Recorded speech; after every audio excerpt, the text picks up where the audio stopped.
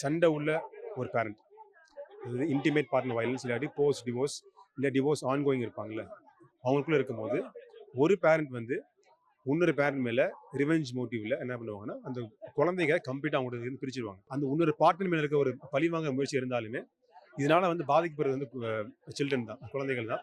இது நிறைய research and மெட்டாலிஸ்ட் வந்து ப்ரூவ் பண்ணிட்டாங்க. Rising divorce rates in India இது இப்போ அதிகமாக இருக்கிற வாசி நம்ம இந்த இஷ்யூ இப்போ வந்து நிறைய பார்த்துட்டு இருக்கோம். பட் இது முன்னாடி தான் இருக்கு. ஹிஸ்டரி மேலே போனோம்னா ஆல்பர்ட் ஐன்ஸ்டைன் அவருக்கு டிவோர்ஸ் ஆகும்போது இந்த இஷ்யூஸ் இருந்துச்சு. அவரோட மனைவி வந்து அவரோட குழந்தைகள் வந்து பார்க்கப்படல. பட் அந்த குழந்தைங்க வந்து ஒரு மேஜர் ஆன பிறகு மெச்சூரிட்டி ஆன பிறகு திருப்பி அவங்க வந்தாங்கன்னு நம்ம படிக்கலாம் நம்ம. பட் அது மாதிரி வர்றதுக்கு முன்னாடியே அந்த குழந்தைங்களோட மனசை வந்து மாறி போயிருது. அவருக்கு மொத்தம் இருந்து 2-3 குழந்தை நினைக்கிறேன் நான்.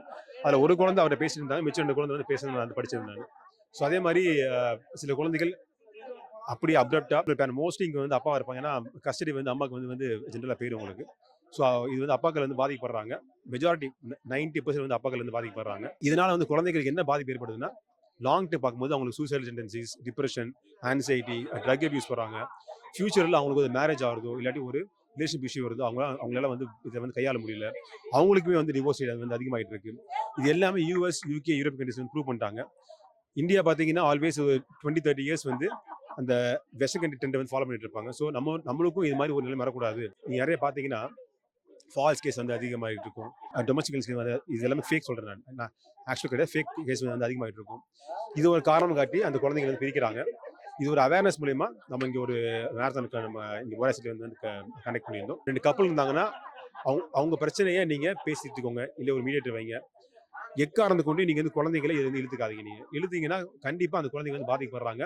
ஃபியூச்சரில் அந்த குழந்தைகள் வந்து வளர்ந்த பிறகு எந்த பேரண்ட் அந்த குழந்தைங்க வந்து பிரிக்க நினைக்கிறாங்களோ அந்த பேரண்ட் மேலே அந்த குழந்தைங்களுக்கு கண்டிப்பாக வந்து வெறுப்பு வருது. இதுவுமே ரிசர்ச் வந்து ப்ரூவ் பண்ணிட்டாங்க. மோஸ்ட் இம்பார்ட்டன்ட்லி லீகலாக ஒரு லாயரை நீங்கள் பார்க்கும்போது இந்த காரணத்தை நீங்கள் எல்லாம் படிச்சுட்டு போங்க.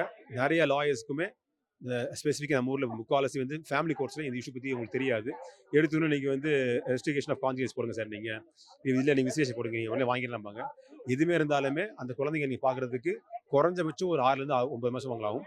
பட் இந்த மாதிரி கிளாஸஸ் ஒரு லீகல் ரெமடிஸ் இருக்குங்கிறத வந்து கோர்ட் உணர்ந்தாலுமே மக்களுக்கு தெரிஞ்சாலுமே இது கோர்ட் வந்து முன் வந்து உங்கள் இஷ்யூ அப்புறம் எப்படி சொல்கிறாங்க. இப்போ ஃபார் எக்ஸாம்பிள் ஒரு டிவோர்ஸ் கேஸ் ஃபைல் பண்ணாங்கன்னா இன்ட்ரி மெயின்டெனன்ஸ் உடனே கொடுப்பாங்க குழந்தைகள். பிகாஸ் இது வந்து அந்த குழந்தையோட நடத்த கருதி. அதே மாதிரி உடனே அந்த குழந்தைங்களுக்கு விசிட்டேஷன் வந்து அந்த கோர்ட் வந்து ஏற்படுத்தி கொடுக்கணும். பிகாஸ் இது ஒரு லீகல் எமர்ஜென்சி அந்த குழந்தைங்களோட மனநிலையை பொறுத்த வரைக்கும். ஸோ இந்த மாதிரி சுச்சுவேஷன் நீங்கள் வந்து மாட்டிருந்தீங்க அப்படின்னா சில்ட்ரன் ஆஃப்டர் டிவோர்ஸ் .org இந்த வெப்சைட்டுக்கு போங்க.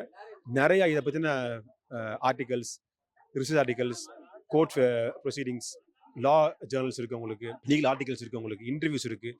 இது மூலிமா நீங்கள் படித்து தெரிஞ்சுக்கோங்க. நீங்கள் உங்கள் கேஸை பெஸ்ட்டாக வாதாடுறது உங்களை விட்டு யாரும் கிடையாது. அஃப்கோர்ஸ் லீகல் தேவை உங்களுக்கு. பட் நீங்கள் உங்கள் இஷ்யூஸ் சொல்லுவீங்க. இதுக்கு ஒரு உங்களுக்கும் இருக்க உங்களோட பார்ட்னர் இஷ்யூவை நீங்கள் இதை பேசி எடுத்துக்கோங்க. நீங்கள் இதில் எக்காரணத்துக்கும் நீங்கள் குழந்தைங்க ஈடுபடுறாங்க. நீங்கள் நாளைய நம்ம சமூகத்தோட வளர்ச்சிக்கு இன்றைய குழந்தைங்க தான் ஒரு பெரிய ஆணிவராக இருக்க போகுது.